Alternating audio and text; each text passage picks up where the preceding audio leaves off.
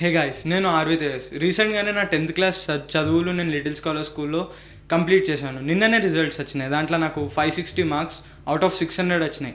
ఈ మార్క్స్ని చూసి ఎంతోమంది గర్వించుకున్నారు. దాంట్లో పేరెంట్స్ ఉండని, టీచర్స్ ఉండని బాగా హ్యాపీ అయ్యారు.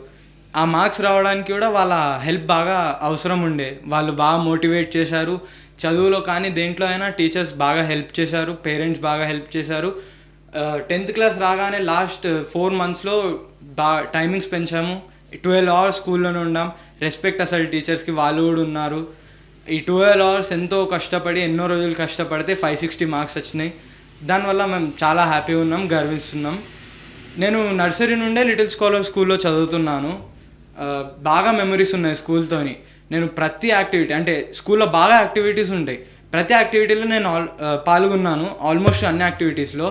9th క్లాస్లో నేను యాజ్ అ క్యాప్టెన్ నామినీ లెక్క ఉండే, కానీ క్యాప్టెన్ లెక్క నేను గెలవలేకపోయినా. 10th క్లాస్లో అదే as a head bye I was elected by the teachers. నాకు చాలా హ్యాపీగా అనిపించింది. లిటిల్ స్కాలర్ స్కూల్ వల్లనే నా పర్సనాలిటీ ఒక వేలో పోయింది, ఒక దారిలో. దానివల్ల నేను బాగా హ్యాపీగా ఉన్నాను.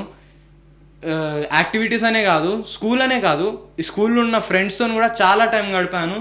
దానివల్ల అది నా లైఫ్ లాంగ్ మెమరీస్. అసలు ఎప్పుడైనా గుర్తు తెచ్చుకుంటాను. ఈ 10th అయిపోయిన తర్వాత కూడా స్కూల్ అయిపోయింది కదా అని కాకుండా ప్రతి దాంట్లో మా సర్స్, టీచర్స్ హెల్ప్ చేద్దామనే ఉన్నారు. ఇప్పుడు ఫ్యూచర్గా ఎక్కడ ఏ గ్రూప్ తీసుకోవాలన్నా, ఏ జాబ్ తీసుకోవాలన్నా, ఏదైనా కాలేజ్ మాట్లాడాలన్నా, teaching staff, non teaching staff గానైనా అందరూ హెల్ప్ చేయాలని చూస్తున్నారు. నాన్ టీచింగ్ స్టాఫ్ అయితే ఇంకా కాలేజెస్లో అడ్మిషన్స్ ఉండని ఏది చెప్పాలన్నా రెడీ ఉన్నారు. ఇక లైఫ్లో నేను ఎప్పుడు మర్చిపోలేను ఈ స్కూల్. వింటూ ఉండండి, వినిపిస్తూ ఉండండి లిటిల్ స్కాలర్ స్కూల్ రేడియో.